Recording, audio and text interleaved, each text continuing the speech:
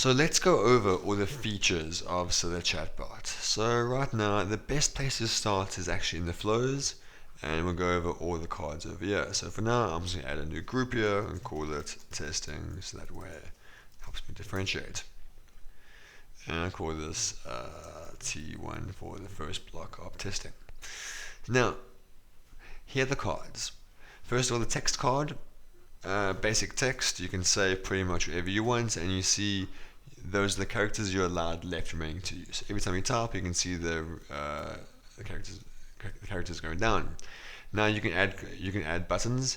For every text card, you have a maximum of 3 buttons, whatever the name is, and the response name over here is where do you want to point it to when someone clicks that button. So for now, maybe I want to send them to the welcome message, and I'll say great. Or maybe I want to send them to the default. We'll go over here and type default. There we go. And you can do one more. Let's just go some random and block 3. And so 3 is the maximum, and that's a text card, pretty much. Image card, self-explanatory. I can either upload an image, or if you have the image URL, just paste it right over there. And with regards to the sizes of the images, please double check this, is that first upload the image and see if it looks good on Messenger on your mobile, because Messenger is mainly mobile, so see if it looks properly on there and see if it lines up effectively. If not, try a different size, but the best thing to do there is just trial and error until you have a nice image size. But pretty much most images there look really good. So that's the image card, gallery card. Now with the gallery card, you can have as many cards as you want, and I'll show you over here. Let me load an image, and let me just say that one over there. You have a heading, so I'm going to call this heading URL, so you can point them somewhere, description,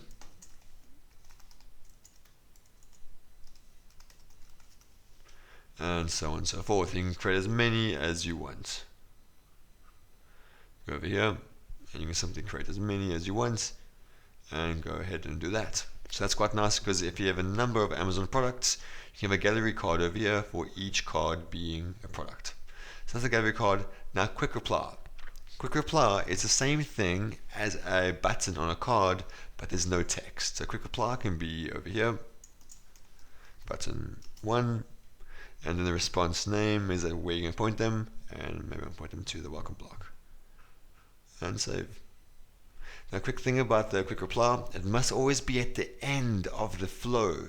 Reason being is that it will crash if it's anywhere else but the end. So that's the quick reply.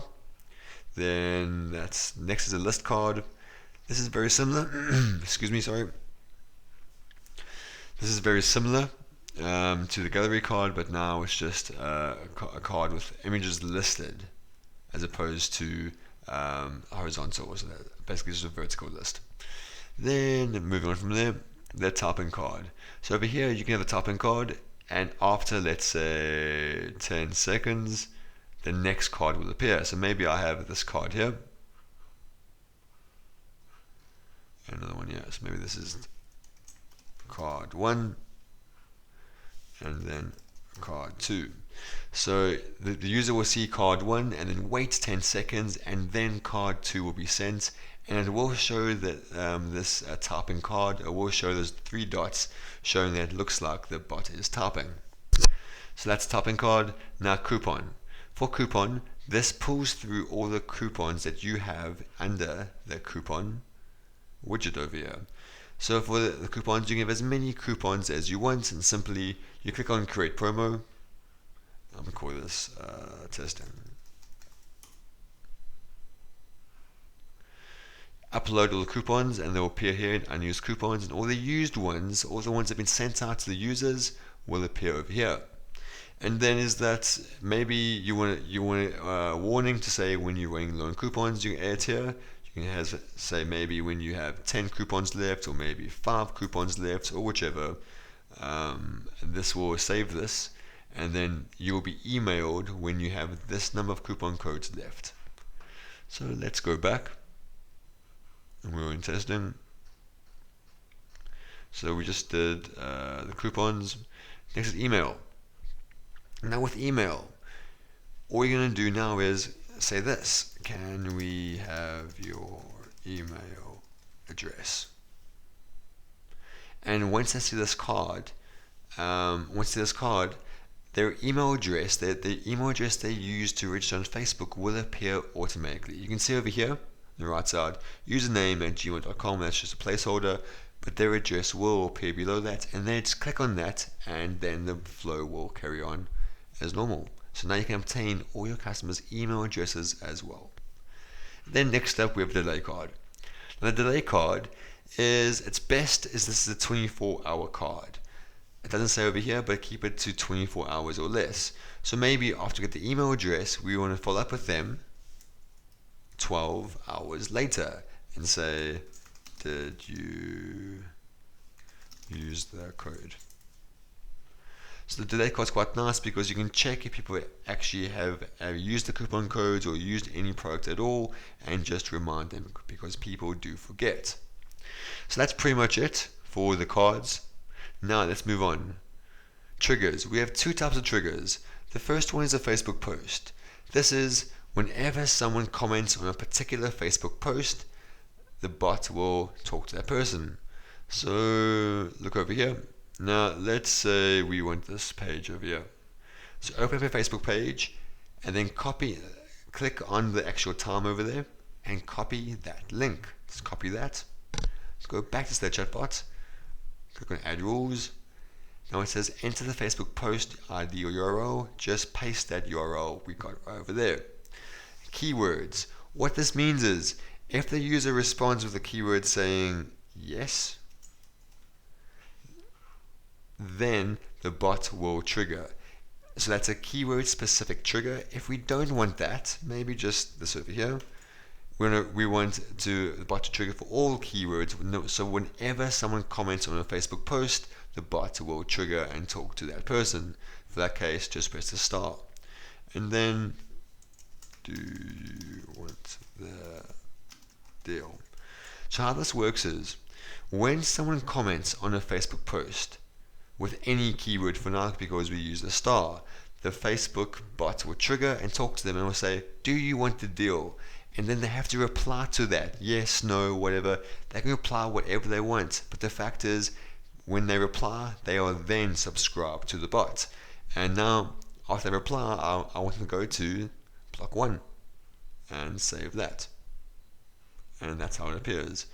A word of warning: right now, Facebook are testing and changing a whole bunch of things with the Facebook post trigger, so it might not work for you. If it does, if it doesn't, please let us know and we will sort you out. So that's the first one. Let's carry on. Landing page.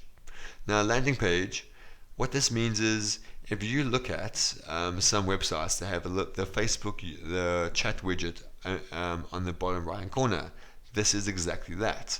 So basically now we select the bot. Let's go so every time someone talks to the bot, so that's the widget, I want to start from block 1.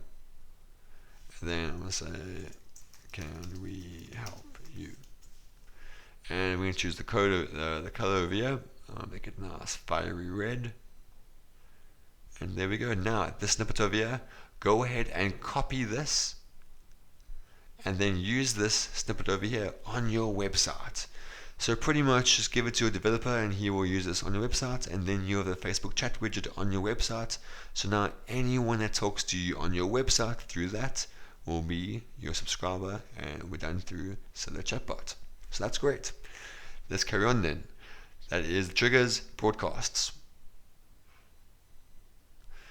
Broadcast, click on create a new broadcast and decide whether you want it active or inactive. So make it active. Now, I don't have any tags right now, and actually let me go over tagging first. So click over here. I'm going to call this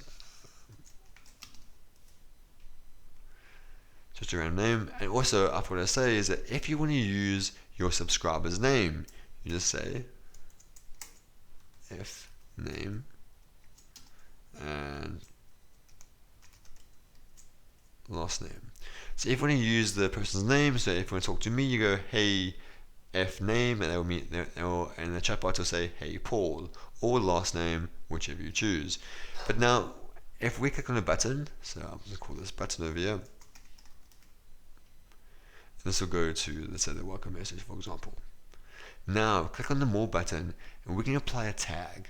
So now, every time someone clicks on a button, we can give them a tag, so we know how many people have actually said they want this, they want that, and it helps us track things. So now, for example, I'll just call this tag 1, and press enter, and there you go. Now, every time someone goes through this particular flow and they click on this button, they will get the tag 1 tag. So then I go back to broadcast now. Okay. So now, first thing we need to do, active or inactive, and a tag.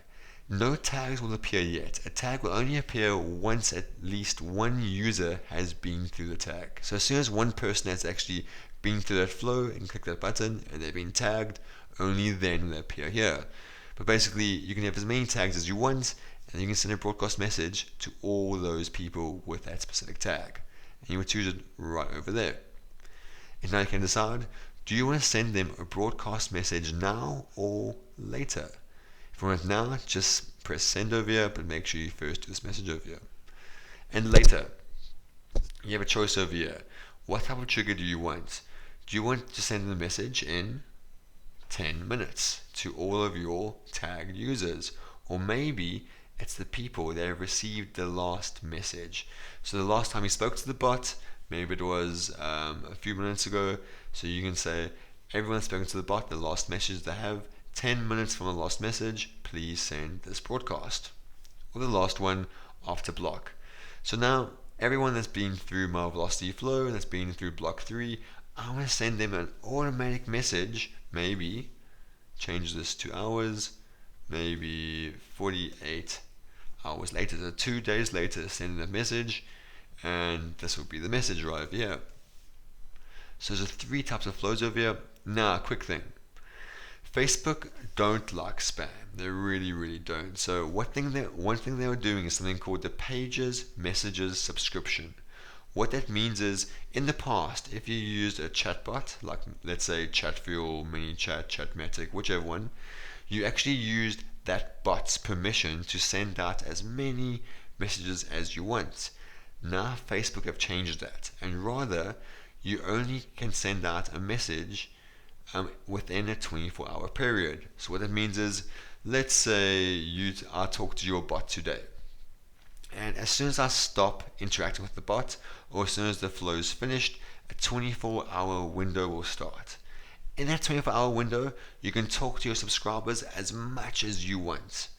And after 24-hour window, there's something called the 24+1 rule. After 24 hours, you can still send messages to your customers, but only one free message. So that's called the 24+1 rule. So any of your users that you've not spoken to for the last 24 hours, you can still send them one more message. But please bear in mind, this is only if you do not have the Pages Messages subscription permission. To get that, please go into your Facebook page, right over here. Go back over here. And let me go back. Settings. Passenger platform. And where are we? There we go. Subscription messages. So right now, actually by the end of the year, all bots will lose the ability to send broadcasts on your behalf.